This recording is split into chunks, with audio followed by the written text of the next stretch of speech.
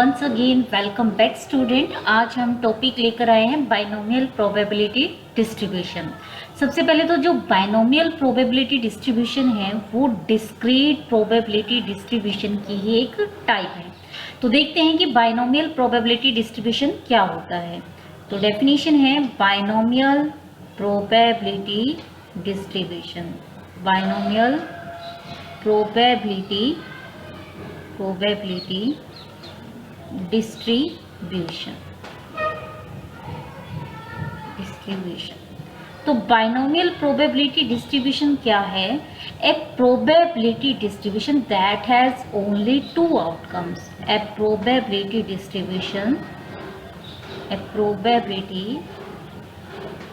Distribution that has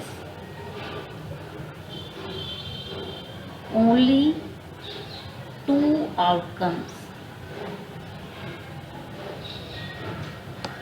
outcomes either success or failure।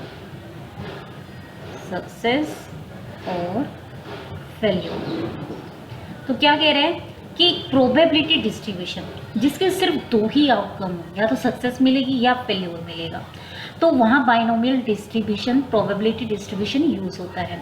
लेकिन binomial probability distribution के लिए भी हमें कुछ रूल्स फॉलो करने पड़ेंगे। तो अगर वो रूल्स फॉलो कर रहे हैं तभी आप बाइनोमियल प्रोबेबिलिटी डिस्ट्रीब्यूशन लगा सकते हो, अदरवाइज बाइनोमियल प्रोबेबिलिटी डिस्ट्रीब्यूशन जो है वो एप्लीकेबल नहीं होगा। तो रूल्स हैं इसके। रूल्स, फर्स्ट रूल क्या कहता है कि जो नंबर ऑफ ट्रायल्स हैं वो फिक्स्ड होने चाहिए, फाइनाइट होने चाहिए। Number of trials must be fixed. ऐसा नहीं है कि कोई आप एक्सपेरिमेंट इनफाइनाइट टाइम करो तो वहाँ बाइनोमियल प्रोबेबिलिटी डिस्ट्रीब्यूशन एप्लीकेबल नहीं होगा। यानी जो भी नंबर ऑफ ट्रायल्स आपको लेने हैं वो फाइनाइट टाइम्स लेने हैं और फिक्स होने चाहिए। सेकंड कह रहा है कि trials must be independent. Trials must be independent. मतलब क्या है? कहते हैं कि जो भी ट्रायल्स आप कर रहे हो वो इंडिपेंडेंट होने चाहिए। इसका मतलब क्या हुआ? जैसे कि हमने सपोज 10 बॉल दी हुई है जिसमें से 4 वाइट बॉल हैं और जो 6 है वो रेड बॉल है। अब कंडीशन लगा दी गई है कि 3 बॉल्स आपको सेलेक्ट करनी है, लेकिन कंडीशन ये है कि आपको विदाउट रिप्लेसमेंट करना है। मतलब आपने जो बॉल निकाली है उसके बदले आपको कोई भी बॉल रिप्लेस नहीं करनी है। तो क्या होगा? प्रोबेबिलिटी ऑब्वियस से अफेक्ट होगी। मान लो आप वाइट बॉल निकाल रहे हो, सपोज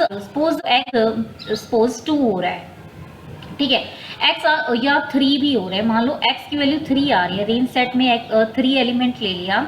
अब 3 कब होगा? मतलब जब आपके तीनों ही वाइट बॉल मिलेगी तो पहले तो चांस होगी 10 में से 4 चॉइसेस हो जाएगी, लेकिन आगे एक बॉल आप निकाल चुके होगे तो 9 बॉल रह जाएगी और यहाँ पर कितनी रह जाएगी? 3 रह जाएगी। तो ये जो प्रोबेबिलिटी है इस प्रोबेबिलिटी पर क्या कर रही है? अफेक्ट डाल रही है। मतलब पहला जो ट्रायल है दूसरे ट्रायल की आउटकम पर अफेक्ट डाले तो उसे हम कहेंगे वो डिपेंडेंट है। तो ये डिपेंडेंट होगी। लेकिन क्या कह रहा है? ट्रायल्स जो है वो इंडिपेंडेंट होना चाहिए।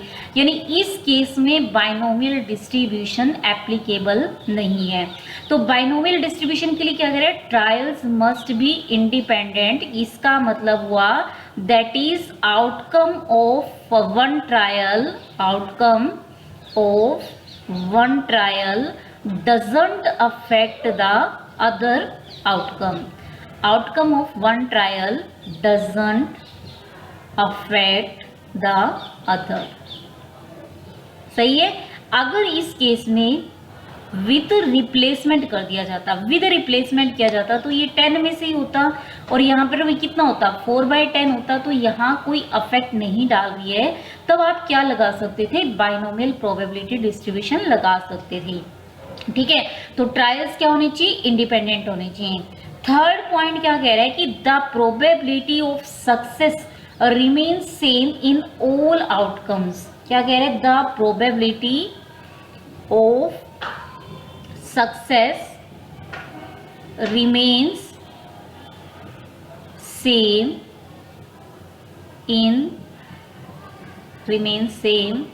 in all outcomes। ये वही वाली बात होगी जो इंडिपेंडेंट वाली है। जैसे कि हमने पिछला क्वेश्चन किया था, पिछले क्वेश्चन में क्या कह रहे हैं कि यहाँ जो प्रोबेबिलिटी है व्हाइट बॉल निकालने की 4/10 हो गई थी, लेकिन विदाउट रिप्लेसमेंट का केस किया तो नेक्स्ट होगी 3/9 हो गई। तो सक्सेस की प्रोबेबिलिटी पहले तो 4/10 थी, अब 3/9 हो गई है। तो ये कह रहा है कि सक्सेस की हर एक ट्रायल में प्रोबेबिलिटी क्या रहनी चाहिए, सेम रहनी चाहिए। यानी इस केस में बाइनोमियल एप्लीकेबल नहीं है। यानी अगर पहले में 4/10 अगर चांसेस है तो दूसरे में भी चांसेस कितने होने चाहिए, 4/10 होने चाहिए। तो क्या कह रहे हैं कि the probability of success remain in all outcomes. और बाइनोमियल के लिए क्या है, हर एक ट्रायल में दो ही पॉसिबल आउटकम्स हैं, आइदर सक्सेस और क्या हो सकता है, फेल्योर हो सकता है, आइदर सक्सेस और फेल्योर। सही है। अब इसका हम देखते हैं कि प्रोबेबिलिटी डिस्ट्रीब्यूशन क्या होगा। प्रोबेबिलिटी डिस्ट्रीब्यूशन के लिए सपोज आपने कोई भी एक्सपेरिमेंट एन टाइम परफॉर्म किया, यानी जो भी ट्रायल्स हैं वो कितने हैं, एन टाइम्स हैं, एन ट्रायल्स हैं, नंबर ऑफ ट्रायल्स। और जो पी है, पी क्या मान ली है, probability of success, probability of success of an outcome, success of an outcome in a single trial, outcome in a single trial। तो क्या कह रहे हैं, सिंगल ट्रायल में आप सक्सेस की प्रोबेबिलिटी निकाल लो। अब बाइनोमियल के लिए पता है कि हर एक ट्रायल में सक्सेस की प्रोबेबिलिटी क्या रहने वाली है, सेम रहने वाली है। तो सिंगल की निकाल ली तो हर एक केस में क्या हो जाएगी, सेम हो जाएगी। तो पी होगी इन case of single trial success की प्रोबेबिलिटी। और क्यों क्या हो जाएगी, प्रोबेबिलिटी ऑफ फेल्योर हो जाएगी of an outcome but in a single trial हो जाएगी। जो x है, x क्या होगा, number of successes, number of success को डिनोट करेगा, that occurred in an trial, that occurred in an trial. मतलब कितनी सक्सेस आपको मिल रही है एन ट्रायल्स में, वो हो जाएगा x हो जाएगा। और px का मतलब क्या होगा, probability of getting x success, probability of getting x success. तो इसका प्रोबेबिलिटी डिस्ट्रीब्यूशन समझने के लिए एक बार हम कुछ क्वेश्चन एग्जांपल से करते हैं। सपोज किसी इवेंट के होने के chances in a single trial वो है P, ठीक है। और फेल्योर होने के चांसेस कितने हैं, Q। तो P इज इक्वल टू कितना हो गया, 1 माइनस में Q हो जाएगा। सही है, P is equal to 1 minus Q हो गया। अब मान लो आपने ट्रायल 2 टाइम परफॉर्म किया है, यानी n की वैल्यू हो चुकी है 2 हो गई, ठीक है। अब सबसे पहले जो रैंडम वेरिएबल है, जो डिस्क्रीट रैंडम वेरिएबल है, उसकी आप रेंज सेट निकालो। अब 2 बार परफॉर्म किए कि हो सकता है कि दोनों में ही आपको फेल्योर मिल जाए, हो सकता है कि एक में आपको सक्सेस मिल जाए, एक में आपको फेल्योर मिल जाए, या फिर हो सकता है कि दोनों में ही क्या मिल जाए, सक्सेस मिल जाए। अब हम प्रोबेबिलिटी निकालते हैं जब दोनों ही केस में फेल्योर मिल रहा है। तो पहले केस में फेल्योर की प्रोबेबिलिटी होगी क्यों, और दूसरे केस में भी फेल्योर की प्रोबेबिलिटी होगी क्यों, यानी कितना आ गया, क्यों स्क्वायर। अब P X is equal to 1, X is equal to 1 का मतलब क्या हुआ कि एक सक्सेस मिलेगी। एक सक्सेस कब मिल सकती है, पहले सक्सेस मिल जाए, दूसरे में फेल्योर हो जाए, दूसरे में सक्सेस मिल जाए और क्या हो जाए, पहले में फेल्योर मिल जाए, यानी क्यू पी, यानी कितना हो गया, 2p क्यू हो गया। सही है, P X is equal to 2, मतलब दोनों में ही सक्सेस मिल जाए, तो क्या हो जाएगा, p इंटू पी यानी p स्क्वायर। तो आप ये देख सकते हो यहाँ p की पावर 0 है और q की पावर n ही आ रही है, मतलब 2 हो गया है। ठीक है, और इसको लिख सकते हैं 2c0, 2 को लिख सकते हैं 2c1 और p की पावर हो गई 1, q की पावर 1 हो गई, इसे लिख सकते हैं 2c2 और ये हो गया है p की पावर 2 और q की पावर कितनी हो गई 0 हो गई है। 0 को आप यहाँ लिख सकते हो 2 माइनस में 0 लिख सकते हो। ठीक है, अब मान लो जो एक्सपेरिमेंट है उसको 3 टाइम परफॉर्म किया गया, suppose n is equal to 3 है, तो सबसे पहले आप डिस्क्रीट रैंडम वेरिएबल देखोगे कि उसकी रेंज सेट क्या हो सकते हैं तीनों में ही आपको फेल्योर मिल जाए, एक में सक्सेस मिल जाए, या फिर 2 सक्सेस मिल जाए, या फिर तीनों में ही क्या मिल जाए आपको सक्सेस मिल जाए, ये हो सकता है रेंज सेट। तो सबसे पहले फेल्योर की प्रोबेबिलिटी निकालेंगे, तो पहले में भी फेल्योर, दूसरे में भी फेल्योर, तीसरे में फेल्योर, तो कितना हो जाएगा ये q क्यूब हो जाएगा। ठीक है, अब x इज इक्वल टू 1, यानी आपको एक सक्सेस मिल रही है, तो पहले में सक्सेस हो सकता है, दूसरे में फेल्योर, तीसरे में फेल्योर, पहले में फेल्योर, दूसरे में सक्सेस, तीसरे में फेल्योर, या फिर हो सकता है पहले में फेल्योर, दूसरे में फेल्योर और तीसरे में सक्सेस, यानी ये हो गया है 3p स्क्वायर हो गया है। ठीक है, अब px इज इक्वल टू 2 होने के चांसेस आप देखो कितना होगा, पहले में सक्सेस, दूसरे में सक्सेस, तीसरे में फेल्योर, पहले में सक्सेस, दूसरे में फेल्योर, तीसरे में सक्सेस, पहले में फेल्योर, दूसरे में सक्सेस, तीसरे में भी सक्सेस, यानी ये हो गया 3q स्क्वायर हो गया है। px इज इक्वल टू 3, यानी तीनों में ही सक्सेस, मतलब p यानी ये हो गया है p क्यूब। तो क्या इसे हम लिख सकते हैं 3c0 q की पावर n, मतलब q क्यूब हो गया, ये हो जाएगा 3c1 p की पावर 1 और ये हो गया q की पावर 2 मतलब 3 माइनस में 1 हो गया है, और ये हो चुका है 3c2 p स्क्वायर और ये हो गया है q 3 माइनस में 2 हो गया है, और इसे लिख सकते हैं 3c3 p और ये हो जाएगा q की पावर 3 माइनस 3। इसी तरीके से आप n इज इक्वल टू 4 के लिए कर सकते हो, 5 के लिए कर सकते हो। यहाँ नोट करने वाली बात क्या है, जब आपने n 2 लिया या n इज इक्वल टू 3 लिया, तो n 3 लिया तो ये p प्लस में जो q है उसका जो क्यूब खोलोगे, बाइनोमियल एक्सपेंशन खोलोगे, तो ये उसी के कोफिशिएंट आ रहे हैं। जैसे ये हो गया 3c0 p का क्यूब हो गया, अब ये जो चीज है 3c0 q क्यूब को आप 3c3 और q क्यूब भी लिख सकते हो, कोई दिक्कत नहीं है। इसी तरीके से इसको यूं लिखा जा सकता है 3c0 p और ये q की पावर 0 हो गया। सेम इसे भी लिख सकते हैं 3c1 p स्क्वायर q हो गया, और इसे आप 3c2 p q स्क्वायर लिख सकते हो, मतलब NCR is same as NCN minus R होता है। तो इसको आप क्या लिख सकते हो 3c0 p क्यूब आना चाहिए, तो 3c0 यहाँ पर ये p क्यूब है तो ये p क्यूब आ गया 3c0 p क्यूब। नेक्स्ट हो गया 3c1 p square cube, 3c1 p square cube हो गया।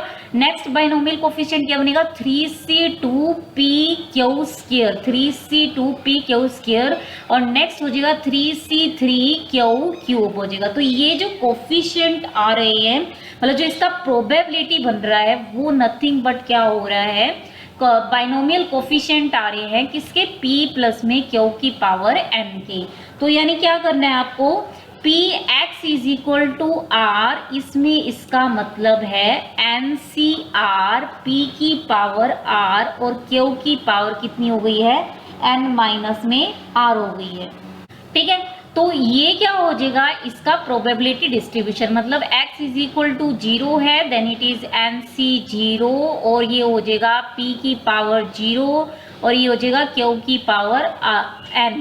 इसको आप ऐसे भी लिख सकते हो NCN माइनस R, p की पावर कितनी हो जाएगी r हो जाएगी और q की पावर कितनी हो जाएगी n माइनस r। आप चाहो तो ये लिख सकते हो या फिर आप चाहो तो ये लिख सकते हो, आपकी मर्जी है, क्योंकि आप p प्लस q की पावर n देखो या फिर आप q प्लस p की पावर n देखो, बात दोनों क्या आनी है सेम आनी है, क्योंकि P और Q जो है इसका सम कितना है 1 होता है, ये एक दूसरे कॉम्प्लीमेंट है, दिस इज 1 यानी ये 1 की पावर n जो है इसका बाइनोमियल कोफिशिएंट है। बाइनोमियल डिस्ट्रीब्यूशन के केस में प्रोबेबिलिटी डिस्ट्रीब्यूशन क्या हो जाएगा, Px is equal to R is equal to NCR P raise to power r और Q रेज टू पावर क्या हो जाएगी n माइनस r, यानी 0 के करेस्पॉन्डिंग ये हो गया।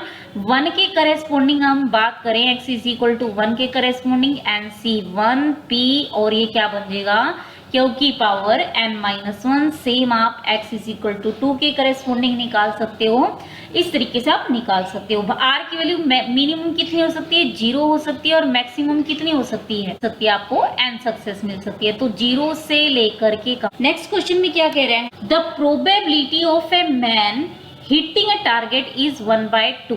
क्वेश्चन नंबर सेकंड है the probability of a man hitting a target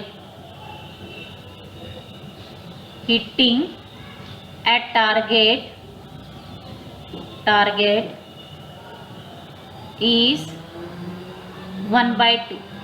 question है how many times he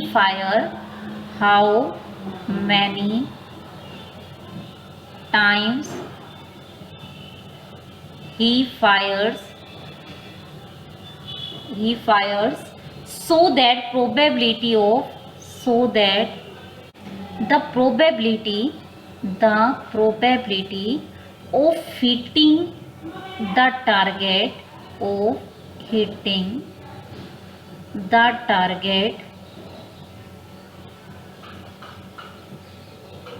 is at least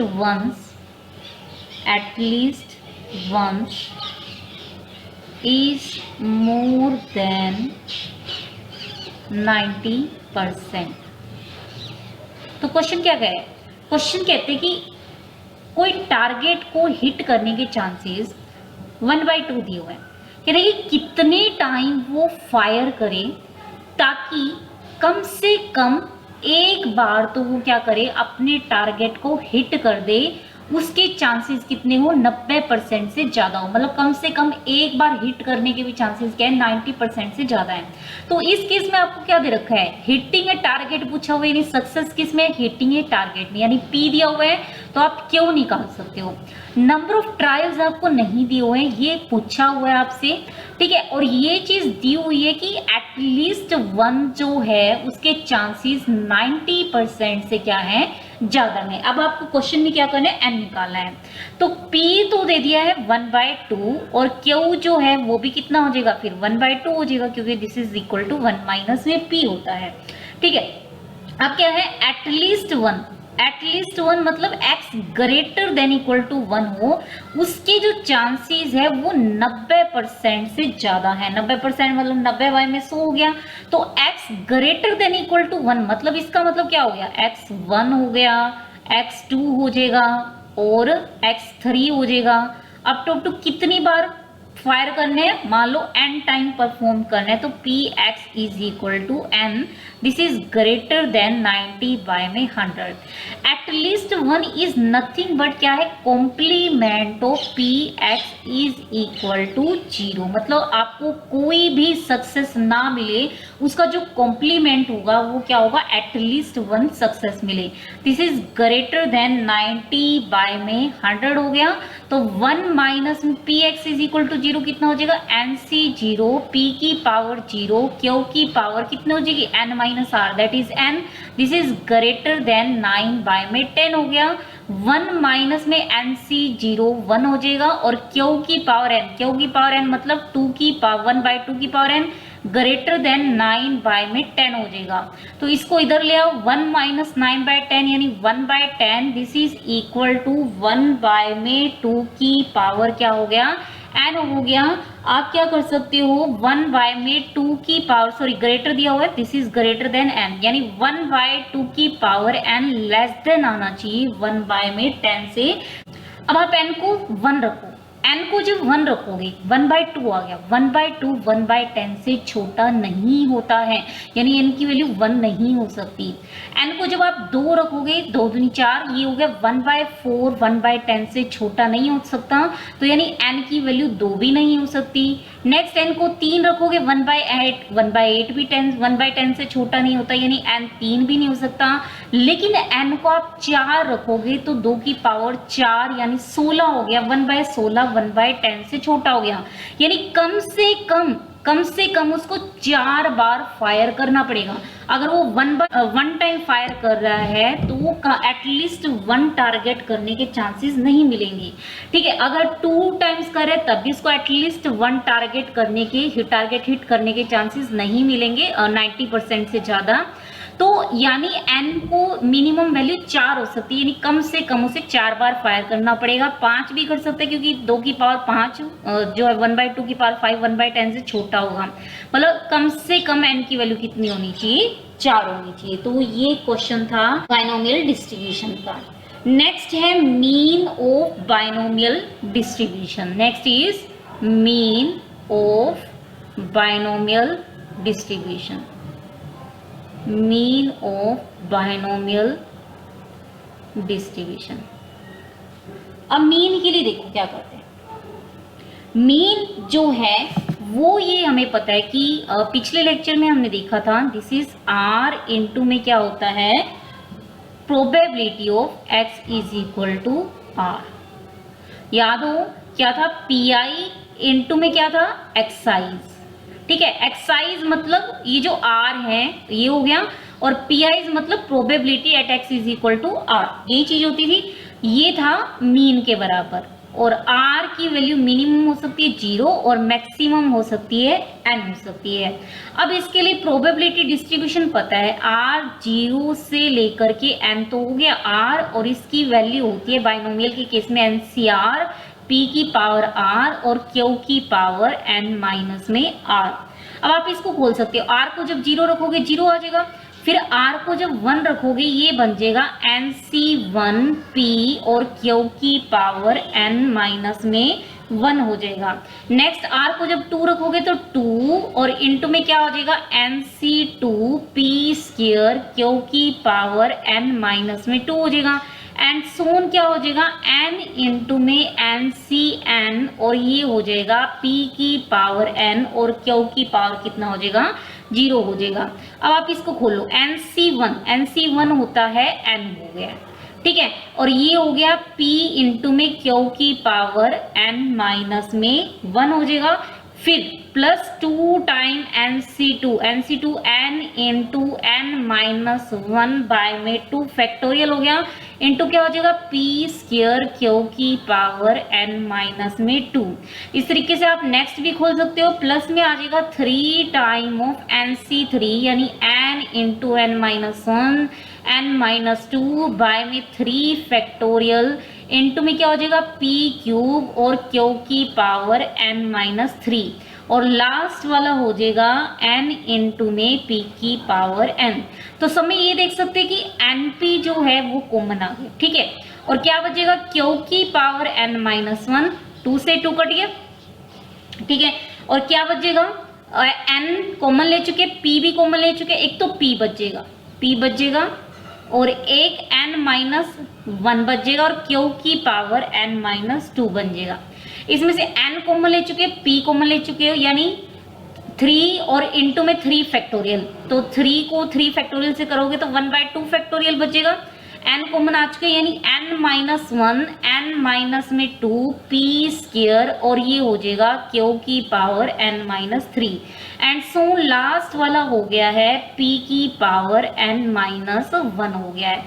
अब इसको क्या हम लिख सकते हैं, this is binomial expansion of q plus p की पावर n माइनस 1, क्योंकि ये होगा q की power n minus 1 plus n minus 1 c1, n minus 1 c1 हो जाएगा, n माइनस 1 हो जाएगा q की पावर n माइनस 2 इंटू में p हो जाएगा, फिर हो जाएगा n माइनस 1 c2 जो कि इसके बराबर है p स्क्वायर q की पावर n माइनस 3 एंड सोन p की पावर n माइनस 1 हो जाएगा, ठीक है। अब p प्लस q कितना है, 1 होता है, तो ये आंसर आ जाएगा NP। यानी in case of binomial distribution, binomial probability distribution, mean is equal to NP। तो मीन आ गया है NP। नेक्स्ट है variance of binomial distribution. Next is variance of binomial distribution.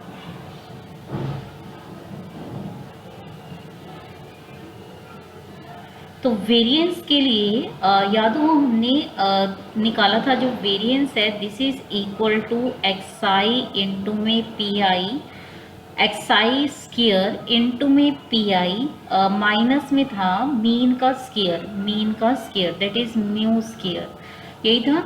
तो यानी हम लिख सकते हैं sigma square this is equal to R का स्क्वायर इंटू में probability mass function at X is equal to R हो गया। ठीक है, अब प्रोबेबिलिटी की वैल्यू लिख सकते हैं आर स्क्वायर हो गया, ये this is N C are, P की पावर आर और क्यू की पावर कितनी हो गई है एन माइनस में आर हो गई है।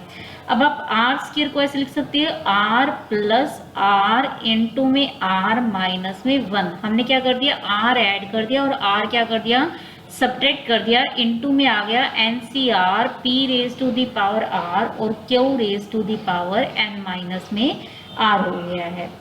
सही है, इसको अलग अलग मल्टीप्लाई कर दो तो इसे लिखा जा सकता है r n C are p raise to the power r q raise to the power n minus में आर, प्लस हो गया समेशन आर आर माइनस में 1 n C are p raise to the power are और q raise to the power n minus r. तो ये r into में probability, r into में probability क्या था यहाँ पर, r into probability this is equal to mean था। तो यानी sigma square this is equal to mean, जो कि एनपी निकल के आया था, प्लस कितना बचेगा आर फ्रॉम 0 से लेकर के एन तक, r from 0 to n, r into are minus 1 n C are p raise to the power are और q raise to the power कितनी हो गई एन माइनस आर हो गया। सही है, ये हो गया N P plus R from 0 to N. 0 रखोगे तब भी 0 आएगा, 1 रखोगे तब भी क्या आएगा 0 आएगा। यानी आर की मिनिमम वैल्यू आप 2 से रख सकते हो, क्योंकि 0 और 1 रखने का कोई फायदा नहीं हो रहा है, 0 ही बन रहा है। तो ये हो गया आर इंटू में आर माइनस 1 हो गया। ठीक है, एन सी आर को आप क्या लिख सकते हो एन फैक्टोरियल ओवर में आर फैक्टोरियल इंटू में एन माइनस में आर फैक्टोरियल, और ये हो गया p की पावर r और q raise to the power n minus में r।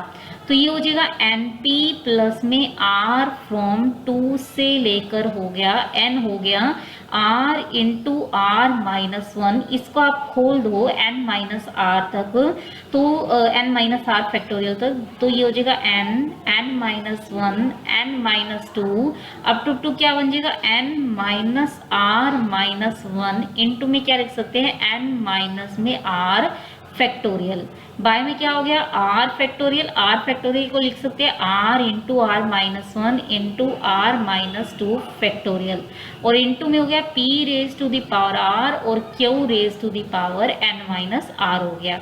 ठीक है, और यहाँ पर n माइनस r फैक्टोरियल भी था, तो n माइनस r फैक्टोरियल से n minus r factorial cancel out हो जाएगा, ये यहाँ से कैंसिल आउट हो जाएगा, तो ये बन जाएगा np प्लस में r फ्रॉम 2 से लेकर के n हो गया n इंटू n माइनस 1, और ये हो जाएगा n माइनस, इसको अंदर ले जाओ माइनस को, r प्लस 1 बाय में क्या हो जाएगा r माइनस में 2 फैक्टोरियल हो गया और p raise to the power r हो गया और q raise to the power n minus r हो गया।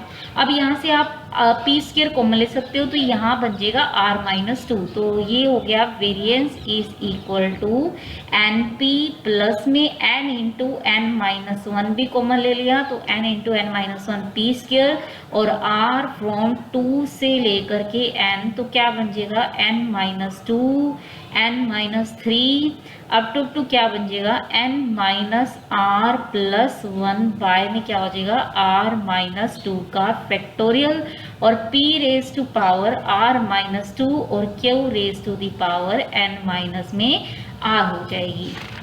ठीक है, ये करोगे तो ये बन जाएगा np plus n into n minus 1 p square. इसको हम लिख सकते हैं r की वैल्यू 2 से लेकर के n माइनस में 2 c r माइनस में 2 p raise to the power r minus 2 q raise to the power n minus r। आप खोल सकते हो, ये हो जाएगा n माइनस 2 फैक्टोरियल बाय में r माइनस 2 फैक्टोरियल और n minus 2 minus r minus 2 यानी n माइनस r फैक्टोरियल। तो n माइनस r फैक्टोरियल से मल्टीप्लाई और n माइनस r फैक्टोरियल से डिवाइड करोगे तो ये क्या बन जाएगा n minus 2 c r minus में 2 ही बन जाएगा। ठीक है, तो ये हो जाएगा np प्लस में n इंटू में n माइनस 1 p स्क्वायर। ये हमने बहुत बार देख लिया है, this is nothing but expansion हो गया है p प्लस q कहो या q प्लस p कहो, उसकी पावर कितनी हो जाएगी n माइनस 2 हो जाएगी। खोल के देख सकते हो और इस समीशन को खोल के देख सकते हो, दोनों आंसर क्या आएंगे, सेम आएंगे। अब p प्लस q तो हो गया 1 हो गया, तो ये बन जाएगा np प्लस में इसको अलग अलग कर दो n square p square minus में क्या हो जाएगा np स्क्वायर हो जाएगा। ठीक है, तो ये क्या आ गई है, वेरिएंस आ गई, इसको आप और सोल्व कर सकते हो। दिस इज इक्वल टू, ये हो जाएगा np कॉमन आ गया है तो ये 1 माइनस में क्या बन जाएगा, 1 माइनस में p हो जाएगा प्लस क्या हो जाएगा n स्क्वायर p स्क्वायर हो जाएगा। ठीक है, तो 1 माइनस में p तो हो गया, कितना हो गया, q हो गया। वेरिएंस के लिए यहाँ पर वेरिएंस के लिए याद हो माइनस में था, माइनस में म्यू स्क्वायर भी था, म्यू स्क्वायर मतलब n स्क्वायर p स्क्वायर भी था, minus n square p square minus n square p square minus n square p square और सेम यहाँ minus n square p square. तो जब हम इसको खोलेंगे तो यानी यहाँ minus n square p square और आएगा minus n square p square, यहाँ पर भी आएगा minus n square p square आएगा। तो n स्क्वायर p स्क्वायर से n square p square cancel out हो गया और 1 माइनस p क्या होता है, फेल्योर की प्रोबेबिलिटी यानी np क्यों होगी। तो यानी बाइनोमियल के केस में जो मीन है वो तो होगा np होगा और जो वेरिएंस है वो कितना हो जाएगा, variance that is n sigma square, ये हो जाएगा np क्यों हो जाएगा। तो स्टैंडर्ड डेविएशन निकालना हो तो np क्यू का आप क्या करोगे, जस्ट स्क्वायर रूट। तो प्रॉपर्टीज ऑफ, नेक्स्ट है properties of binomial distribution, properties of binomial distribution, binomial distribution. तो क्या कहते हैं कि ऑब्वियस है, अगर आपको n पता चल जाए p पता चल जाए तो क्यू आप आराम से निकाल सकते हो। और probability distribution in case of binomial distribution क्या होता है, NCR होता है, p raise to the power r होगा और q raise to the power n minus r। तीन अननोन कौन से, n है, p है और q अननोन है। r की वैल्यू हमें पता है कि 0 से लेकर के कहाँ तक होगी, n होगी। तो 3 अननोन है, लेकिन 3 अननोन में से कोई 2 अननोन भी मिल गए जिसमें एक n इंक्लूड होना चाहिए। तो अगर n पता है, p पता है, तो आप पूरा का पूरा बाइनोमियल डिस्ट्रीब्यूशन निकाल सकते हो। तो पहली प्रॉपर्टी क्या कहते हैं, if n and p are known, इसे कहेंगे n and p these are called as parameter, parameter of binomial distribution, parameter of binomial distribution. अगर n और p जो हैं वो नोन होते हैं तो आप पूरा का पूरा बाइनोमियल डिस्ट्रीब्यूशन डिटरमाइन कर सकते हो। Then binomial distribution can be completely determined, completely determined। सही है। अब क्या कह रहे हैं, नेक्स्ट है मीन हमें पता है np है और वेरिएंस जो है वो कितनी है, np क्यू है। अब थर्ड प्रॉपर्टी क्या कह रहे हैं, जो थर्ड प्रॉपर्टी क्या कह रहे हैं, अगर q जो q है वो हमें पता है कि 1 से क्या होगा, स्ट्रिक्टली लेस होगा, एन पी से दोनों साइड मल्टीप्लाई कर दो, एन पी दोनों ही नॉन नेगेटिव हैं तो इसलिए इनइक्वलिटी में कोई भी चेंज नहीं आएगा, यानी N P Q is less than N P हो गया। तो इसका मतलब वेरिएंस जो है वो छोटी आएगी किससे, मीन से। तो इन case of binomial distribution mean is greater then variance. तो ये थी इसकी थर्ड प्रॉपर्टी। फोर्थ है, अगर P और Q दोनों ही इक्वल आ जाए, दोनों ही 1/2 हो जाएंगे, तो ऑब्वियस है कि P की पावर ये होता था NCR, P raise to the power R, Q raise to the power N minus R। तो P Q बराबर है तो ये P raise to the power P raise to the power N लिखो या Q raise to the power N लिखो, same आएगा। This is NCR। तो इस केस में ये कहेंगे सिमेट्रिकल डिस्ट्रीब्यूशन है, सिमेट्रिकल डिस्ट्रीब्यूशन है। ठीक है, और अगर पी क्यू बराबर ना हो तो वहां सिमेट्रिकल डिस्ट्रीब्यूशन नहीं है। और याद हो सिक्यूनेस के चैप्टर में हमें कहा था जहां भी सिमेट्रिसिटी प्रेजेंट ना हो उसे कहते हैं कि सिक्यूनेस प्रेजेंट है वहां पर। तो ये पी क्यू इक्वल है तो सिमेट्रिकल है, मतलब जो सिक्यूनेस है वो अब्सेंट हो जाएगी, अब्सेंट हो जाएगी। लेकिन अगर पी क्यू जो है बराबर नहीं है वहां जो है सिक्यूनेस प्रेजेंट हो जाएगी। तो नेक्स्ट क्वेश्चन है मीन और वेरिएंस से रिलेटेड। क्वेश्चन क्या दिया हुआ है, फाइंड द बाइनोमियल डिस्ट्रीब्यूशन। आपको बाइनोमियल डिस्ट्रीब्यूशन निकालना है, find binomial distribution if mean is equal to 3 हो जाए और वेरिएंस इज इक्वल टू 2 हो जाए। तो मीन हमें पता है बाइनोमियल डिस्ट्रीब्यूशन के केस में एनपी हो गया, वो तो 3 हो गया, और जो वेरिएंस है यानी एनपी क्यू है वो कितना हो जाएगा, 2 हो जाएगा। तो एनपी 3 है, क्यू हो जाएगा कितना हो जाएगा, यहाँ एनपी की वैल्यू यूज कर लो तो क्यू हो जाएगा 2/3। तो पी भी आप पता कर सकते हो, P is equal to 1 minus Q होता है यानी 1/3, और पी की वैल्यू पता है 1/3 है तो एन हमें पता चल गया कितना हो गया, 9 हो गया।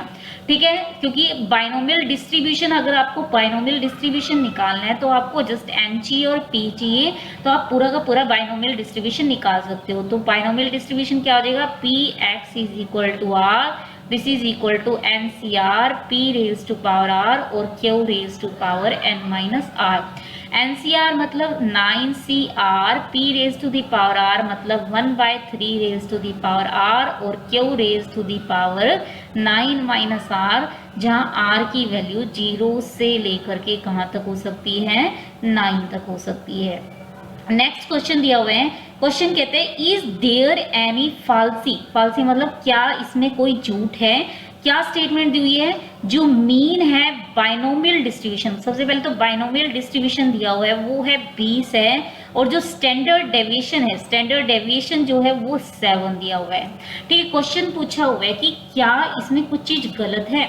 अब अगर स्टैंडर्ड डेविएशन 7 है तो वेरिएंस कितना आ जाएगा, 49 आ जाएगा। अब हमें ये पता है कि बाइनोमियल डिस्ट्रीब्यूशन के केस में वेरिएंस जो है वो छोटा होता है किससे, मीन से। वेरिएंस इज छोटा, variance is less then mean होता है, जबकि यहाँ वेरिएंस बड़ा है किससे, मीन से। इसका मतलब ये जो स्टेटमेंट है वो इनकरेक्ट है। ठीक है, नेक्स्ट क्वेश्चन है, नेक्स्ट क्वेश्चन दिया हुआ है at discrete random variable x, मतलब x जो क्या करे, क्वेश्चन दिया हुआ है at discrete random variable x, random variable x has mean score is equal to 6, has mean score equal to 6 and variance equal to 2, and variance equal to 2। Question क्या करें, assuming that distribution is binomial, what is the probability when x is less than equal to 6 and greater than equal to 5।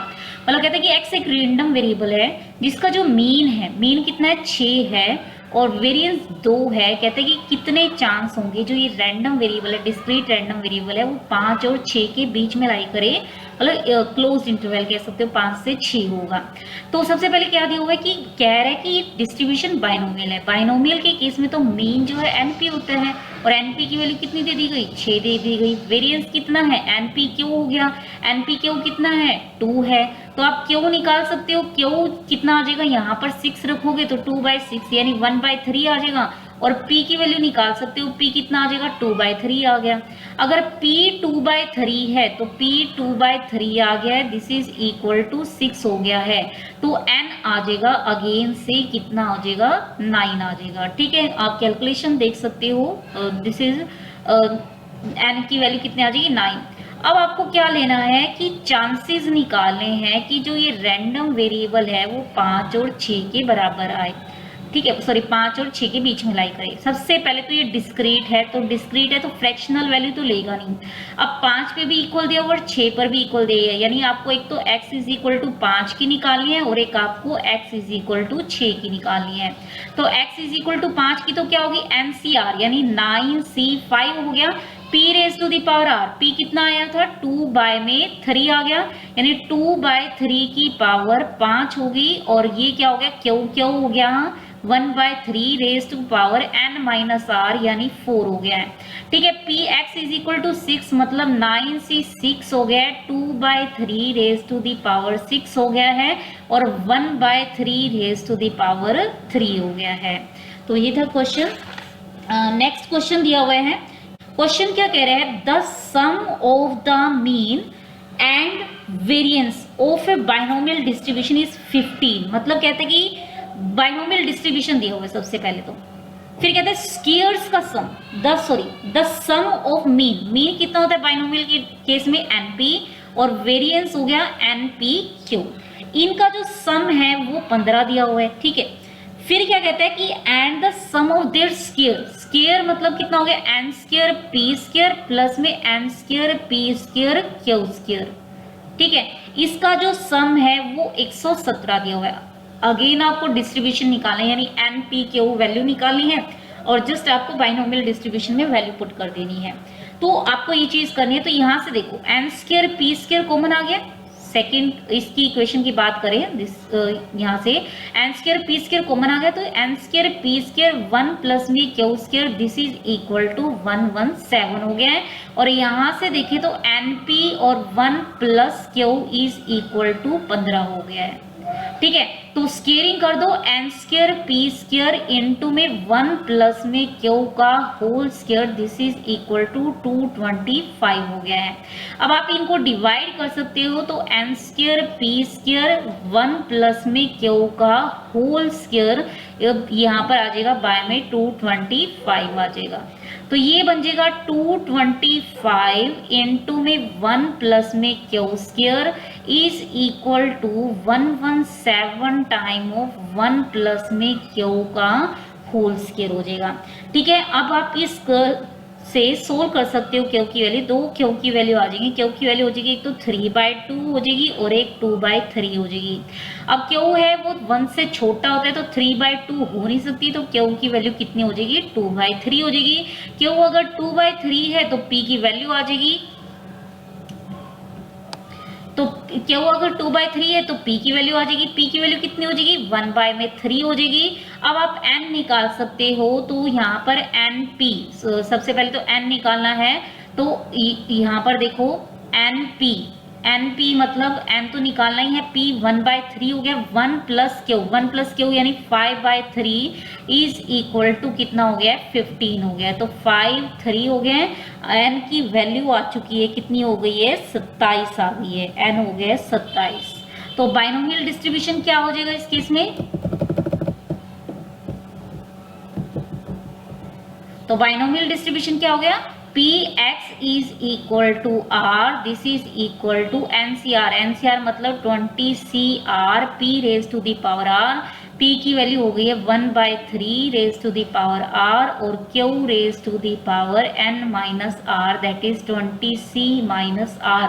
R की minimum value हो सकती है 0 से लेकर के कहाँ तक जा सकते हैं, मैक्सिमम N मतलब 27 तक। ठीक है, नेक्स्ट क्वेश्चन दिया हुआ है, if X capital X follows binomial distribution, फिर कहते हैं कि विद मीन, बाइनोमियल डिस्ट्रीब्यूशन है तो मीन हो गया है, कितना दिया हुआ है 4, एंड वेरिएंस बोल रहा है कि कितना हो चुका है 2 हो गया है, वेरिएंस इज NPQ हो गया है। फिर कहते हैं कि find the probability such that mod of x minus 4 is strictly is less than equal to 2। तो आपको ये निकालना है। तो सबसे पहले आप इसको डिवाइड करोगे, मतलब NP की वैल्यू रखोगे 4 तो Q आ जाएगा 1/2, तो P भी कितना आ गया है 1/2 आ जाएगा, P 1/2 आ गया है तो मतलब N की वैल्यू हो जाएगी 8 हो जाएगी। अब x माइनस 4 का mod less than equal to 2, इसका मतलब क्या होता है कि इसकी वैल्यू लाई करेगी x माइनस 2 से लेकर के 2 के बीच में। आप तीनों साइड 4 ऐड कर दो तो ये हो जाएगा 4 माइनस 2 2 हो जाएगा, दिस इज x हो जाएगा, और 4 ऐड करोगे तो 4 2 6 हो जाएगी। तो आपको probability of mod of x minus 4 less than equal to 2 का मीनिंग क्या हो गया, तो प्रोबेबिलिटी कि 2 और 6 के बीच में हो। तो क्या हो जाएगी, probability at x is equal to 2 हो गया, plus probability x is equal to कितना हो जाएगा 3 हो जाएगा, plus probability x is equal to 4 हो गया, plus probability x is equal to 5 हो गया, और प्लस में probability at x is equal to 6 हो गया है।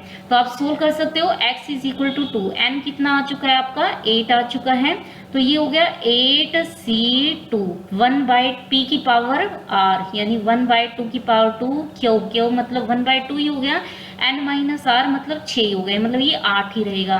नेक्स्ट हो जाएगा 8c3, और ये दिक्कत नहीं है क्योंकि दोनों ही सेम है, 1/2 की पावर 8 रहेगा।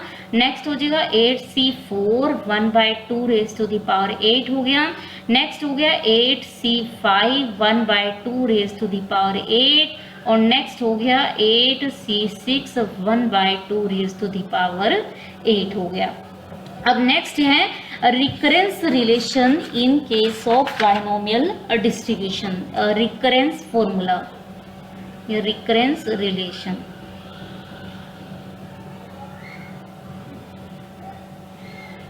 रिकरेंस रिलेशन तो आप ये देख सकते हो कि R के केस पे प्रोबेबिलिटी डिस्ट्रीब्यूशन कितना हो जाएगा NCR, और ये क्या हो गया P raise to the power R और Q raise to the power R minus 1। मतलब रिकरेंस क्या होता है कि आपको एक टर्म दी हो, इस टर्म से आप दूसरी टर्म निकाल सकते हो, मतलब वो फॉर्मूला बार बार अकर कर रहा है, उसी फॉर्मूले से हम हर एक टर्म निकाल रहे हैं। तो P आप R+1 निकालोगे तो क्या हो जाएगा, ये NCR+1 हो जाएगा, और P raise to the power R+1 हो जाएगा, और Q raise to the power N-R+1 यानी N-R-1 हो जाएगा।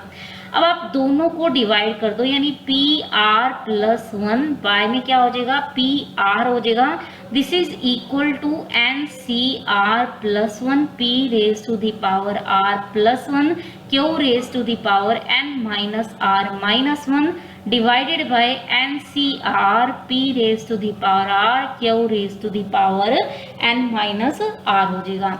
अब आप NCR-R+1 भी खोल सकते हो, NCR खोल सकते हो। जब आप इसको सोल्व करोगे तो ये आ जाएगा N-R बाय में ये हो जाएगा R+1 इंटू में हो जाएगा P बाय में Q हो जाएगा, ठीक है।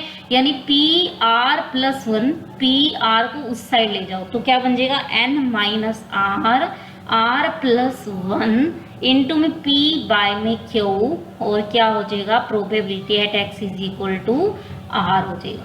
सही है, यानी अगर आपको 0 की पता हो तो 1 निकाल सकते हो, 1 की पता हो तो 2 निकाल सकते हो, 2 की पता हो तो 3 की निकाल सकते हो। मतलब रिकरेंस रिलेशन मतलब यही रिलेशन बार बार यूज होगा, रीअकर होगा और टर्म्स निकालने के लिए। तो इसके बेस पर कुछ क्वेश्चन करते हैं।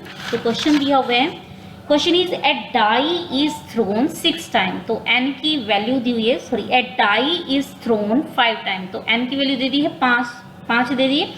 Getting a number 5 on die is considered to be success, मतलब कहते हैं 5 मिलना ही सक्सेस है। तो 5 सक्सेस की प्रोबेबिलिटी कितनी होगी 1/6 होगी, क्योंकि 5 जो है 5 के मिलने की प्रोबेबिलिटी कितनी होगी 1/6। तो क्यों कितना हो गया 5/6 हो गया, सही है। अब कहते हैं कि calculate P R for R 1 के लिए, पी आर निकालना है आर 1 के लिए, 2 के लिए, 3 के लिए और 4 के लिए। आप चाहो तो क्या कर सकते हो, सिंपल निकाल सकते हो, मतलब p जैसे x इज इक्वल टू 1 के लिए करोगे तो n की वैल्यू तो पता ही है 5c 1 आ गया और p raise to the power r यानी और q raise to the power n minus r हो जाएगा। ऐसे भी निकाल सकते हो, लेकिन क्वेश्चन क्या दिया हुआ है, आपको रिकरेंस रिलेशन का यूज करना है। तो रिकरेंस रिलेशन ये पता है P R plus 1 is equal to n minus R, by में r प्लस क्या हो गया 1 इंटू में p बाय q और ये हो जाएगा पी आर। ठीक है, अब आप r इज इक्वल टू 0 के लिए निकाल लो तो 1 के लिए निकल जाएगा, r इज इक्वल टू 0 के लिए क्या हो जाएगी nc 0 यानी 5c 0 हो गया और p raise to the power 0 और q raise to the power n minus 0 यानी ये हो गया 5/6 रेज टू द पावर 5। तो ये हो गया 5/6 रेज टू द पावर 5। तो r को जब आप 0 रखोगे तो p1 आ जाएगा, p1 is equal to n हो गया 5, r हो गया 0 यानी 5 हो गया, बाय में 0 प्लस 1 यानी 1 हो गया है, इनटू में p बाय q, p की वैल्यू हो गई 1/6 और q की वैल्यू हो गई 5/6, इनटू में r को आपने 0 रखा है यानी इनटू में 5/6 की पावर 5 होगी। अब आपको P2 चाहिएगा तो P2 के लिए आपको क्या पुट करना पड़ेगा 1 पुट करना पड़ेगा। यहाँ पर क्या आ जाएगा P1 आ जाएगा जो कि P1 यहाँ से निकल चुका है। फिर P2 सोल्व हो जाएगा, P2 रखोगे तो P3 आ जाएगा, इस तरीके से P4 आ जाएगा। आप डायरेक्ट भी निकाल सकते हो, लेकिन क्वेश्चन में अगर मेंशन किया हो कि आपको रिकरेंस रिलेशन का ही यूज करना है देन आपको रिकरेंस रिलेशन से ही करना पड़ेगा, आप डायरेक्ट मेथड अप्लाई नहीं कर सकते। तो ये था बाइनोमियल डिस्ट्रीब्यूशन और इनसे रिलेटेड कुछ क्वेश्चंस। नेक्स्ट हम करेंगे पॉइसन डिस्ट्रीब्यूशन एंड उनसे रिलेटेड कुछ क्वेश्चंस। सो आज के लिए इतना ही। Thank you students.